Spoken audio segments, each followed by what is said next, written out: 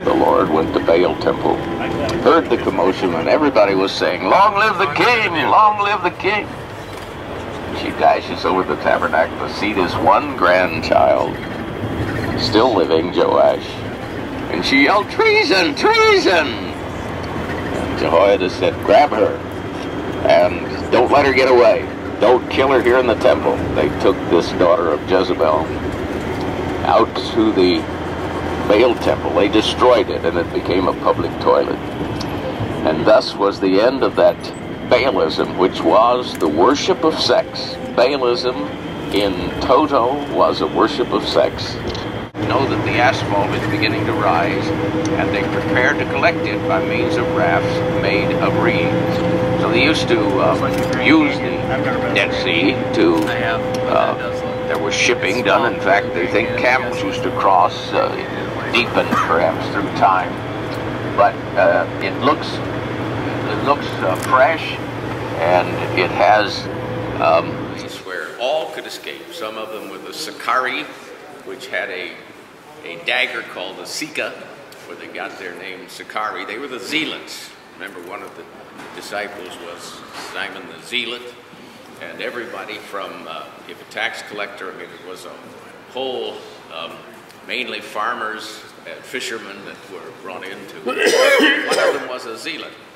And so even the Essenes came up here because they brought part of a scroll of Ezekiel 37, 38, and 39. Broken bones coming together, the skeletal remains, giving him the vision that there would be a return after the exile.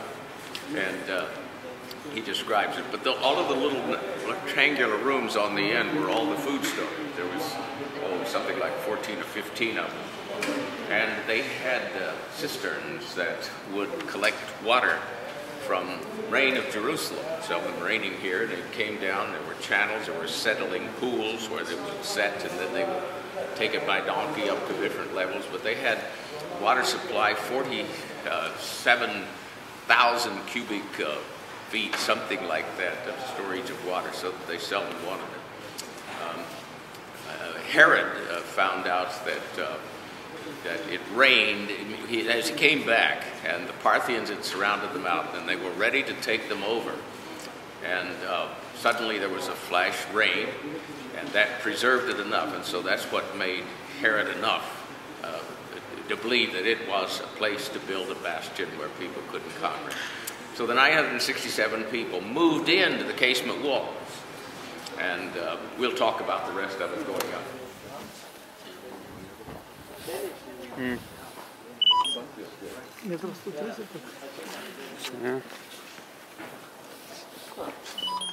Let's see, who all is our Nancy? And that were found. They quarried stones to make the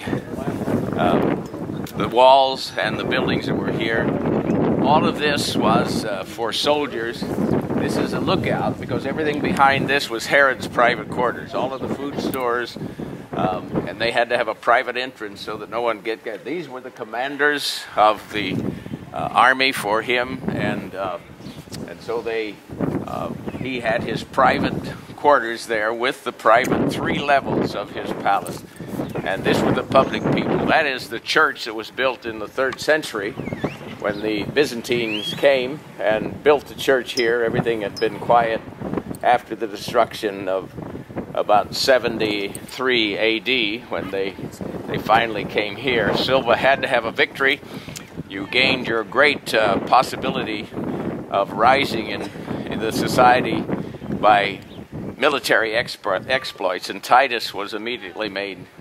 And so Silva wanted to be victorious, and this was his only chance, because they had to come here. They knew about it. And Menachem ben Yehuda was making these flights against them and killing Roman soldiers and coming back here. And so in one of these caves, I think it was one over there, they found the first reference to Herod, and it said Herod, king of the Jews, or king of Judah. It's about the same. So it's verified, of course, what Josephus said. And so we're going to go to the quarters of the military, the commander, and then we'll go see Herod's bath, a triclinium, frigidarium, tepidarium, and caldarium. The cold, warm, and hot bath, which you would have in Rome, but he wanted to have everything as if he was in Rome. He had to have everything at any expense to get what he wanted. It was kind of a sauna. They had a curved roof, and they had a double floor with pillars holding it up, a fireplace that we will see that would pull the heat under the floor, and chimneys all the way around the walls that would suck the smoke and all outside. And so they would put wooden clogs, and they would simply be in this extremely humidity warm room, and the water would recycle all the time. So we're going to the corners now. The dried fruit that Herod had during the period, and he left with it, and of course it didn't spoil. Everything's sun-dried, maybe beef jerky, whatever. And as Josephus said, enough to feed 10,000 men. But here was his 3-level room. This was kind of a lookout. Most of that was destroyed, but this shows the inside stairway. Here is a wall. He never wanted to be seen in this place where nobody would come except camel caravans. So he was hidden from anybody in this area, being seen going down the stairs. And the center, kind of a large round room, but nobody knows how it was made. And where he built a complete entrance cover for his stairway, and it went on down to the bottom so they could never know where he was. So this is main living quarters. There were only 2 bodies found. They were found in the stairway of his going down to his bath, and they were embracing, and they were the only 2 found. And the woman's hair was perfectly preserved because the limestone from the walls, the plaster, preserved her sandals and her hair. And it may have been the commander of the place, we don't know. But in any case, this is how it looked from a distance. And this was the northern end, which was the coolest end in the summertime. And how long he spent here and how many times can't be known. Here is the triclinium. We will go into it. This is the outside where there were tile. Some of the original tile have been found. And then the other 2 the 3 rooms are here. The frigidarium, the cold room, tepidarium, the warm room. Then they douse themselves with water. There's a place where they step down the steps, get water on them, then go into the caldarium, the hot room, on clogs, and then they would have a sauna. And that was their, get rid of the steam, and it would get rid of their moisture out of their pores, and then that would go down to water again. And it was a complete steam room. And so it was exactly the way they would have had it in Rome. And these are the steps they had all the way down to water coming from Jerusalem, and they would get it and lift it to certain cisterns all the way around, and they had steps to go to it. The largest cistern is way at the end. It's like a cathedral inside the stone. They even found tile that had been made so it would direct the water, and all of the rainwater would be put into the cisterns, but also the sediment pool that was coming from Jerusalem. Water would collect, and then after the dirt would settle, they would take that water and put it into canals, and you'll see it at Qumran a little later. So he had everything he needed, and it was just as commodious as it would have been if it was in Rome, bearing no expense. This was a tower to keep anybody from going. There was one entrance room, and they had to wait until they had permission. That was his private palace. It was a public palace. Over in this direction, you can see part of it still over to the right, where you see the wood construction. And that was his public palace that he would entertain people. They would come up the top. I think when he came up, he was carried on a litter of some kind, and he probably wouldn't have walked up. He was tremendously obese. He probably died with sugar diabetes. He could hardly walk. He died in Jericho, and this was the same year of Jesus being sought by him. And Josephus tells us about it and where he was buried. Okay, so now let's go on. And so the multitude of food in various forms was kept, keep from spoiling. Everything dried out, and so after he died, there still was food here. And apparently, as long as it took for the, he died, of course, about 4 BC, and now we're at 70 AD when the 967 people died. 2 women, 5 children, hid in caves and came out when the Romans came and told the story. That's how Josephus found out. He wasn't here, of course, but he was one of the generals of the war against Rome in charge of Galilee, and he saw how quickly that was coming. In fact, the Galilee was literally blood red from the defenders who went into boats and tried to get away from the Romans. And Josephus said it was just turned terribly. We're going to see a film on it, and he realized immediately that they're going to win. Wanting to chronicle it, he surrendered to the Romans, and of course, the Romans appreciated him because he's chronicling their victory. And so he came with the Roman soldiers down this way as we're going back, and was able to chronicle what had happened, because they surrendered first, and they came down through that road along the Jordan River in order to get to the south. And Jericho fell. Of course, some of the people from that came up on top of here, but that was the end at this particular point. So we will see Herod's grandeur. We'll go next to the room where another person that's spectacular. This was with these mosaics, as you can see how perfect it was kept. And the 3 rooms are in here.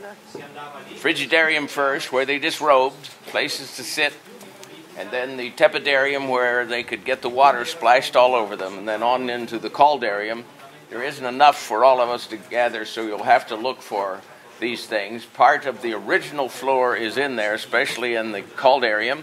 Triangular tile alternating white and black, beautiful inside. Rounded top has been restored, so the humidity would simply collect and then come back on the floor.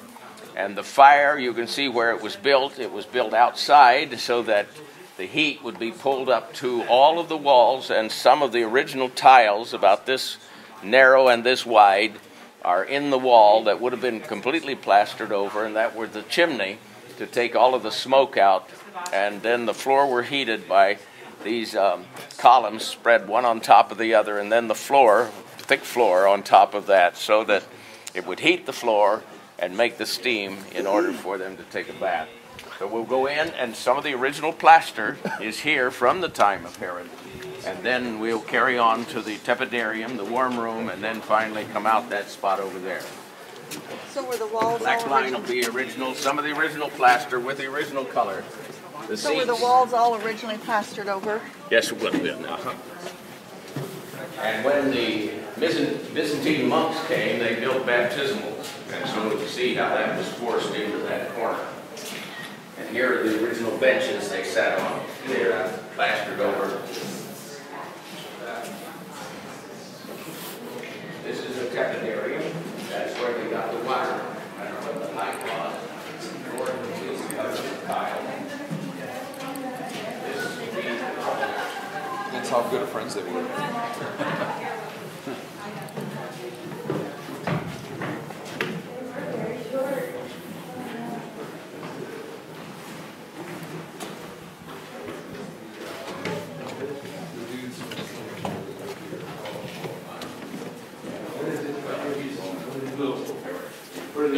Yeah, they just mentioned the Jews. Oh, yeah. I was talking about here. What are these little pillars?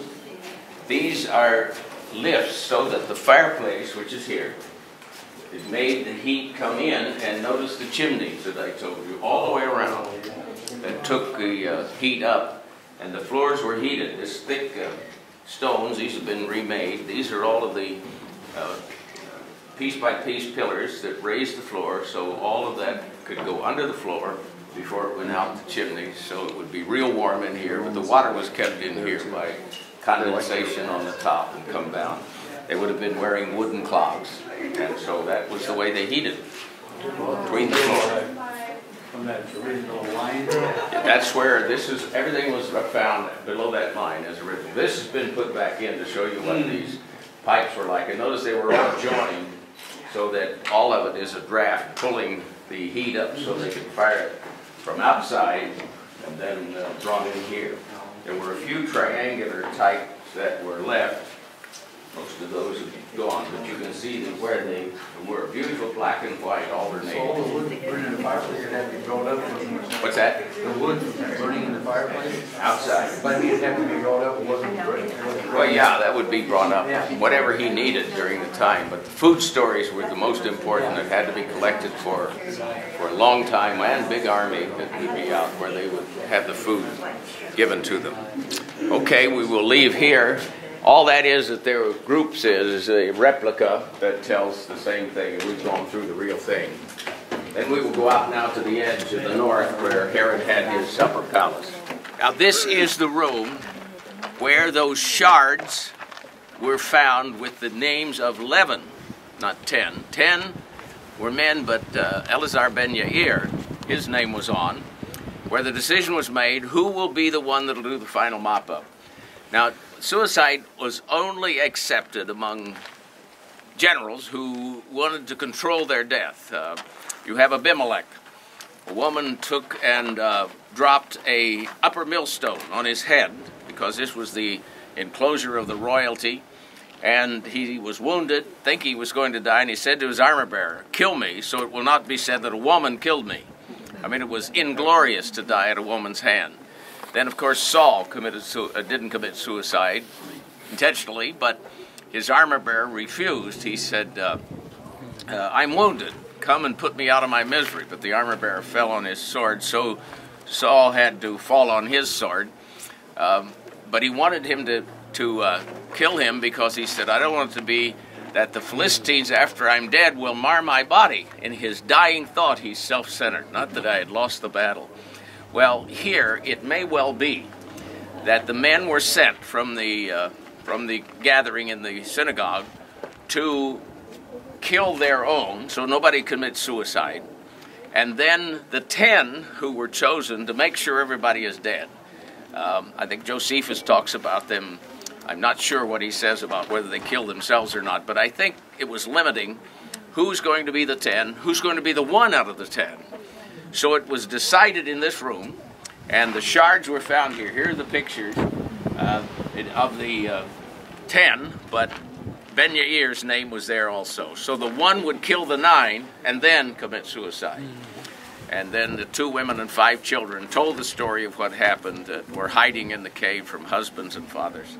And so this is the room where the decision was made, and here was the finding of those straka, as they called them. Okay, these are the catapult stones that they made. They could roll down the mountain at the Romans because they were hewn so that you couldn't determine which way it was going to fall. Their own space. Now to the northern top. Yeah.